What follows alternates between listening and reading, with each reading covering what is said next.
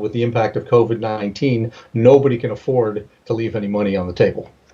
Yeah, I mean, one of the reasons why we can't leave money on the table is because we don't have enough people coming through the doors, which is the framework for our conversation. Ken and I started discussing this a couple of weeks ago of the biggest problem right now that you're seeing with your clients is how do we as practitioners keep ourselves safe, keep our staff safe, and then how do we ensure our patients are safe and that they acknowledge that and we're communicating what we're doing to make sure that they have an easy and reliable time in our office.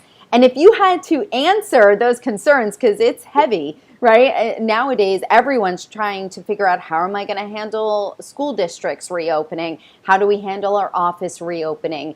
What do you say to your clients in one sentence? How do you reaffirm them that everything is going to be okay? Well, it's got to be a balance between keeping patients and staff as separate as possible, both time and physically, and yet still being able to get them in to see the doctor because you need to run a practice. There are a lot of patients you do have to see in person. You can do telemedicine, and you must do telemedicine, but you can't do every visit that way. And you want to maximize the number of patients that you can fit into the office in the new paradigm without jeopardizing anybody's safety.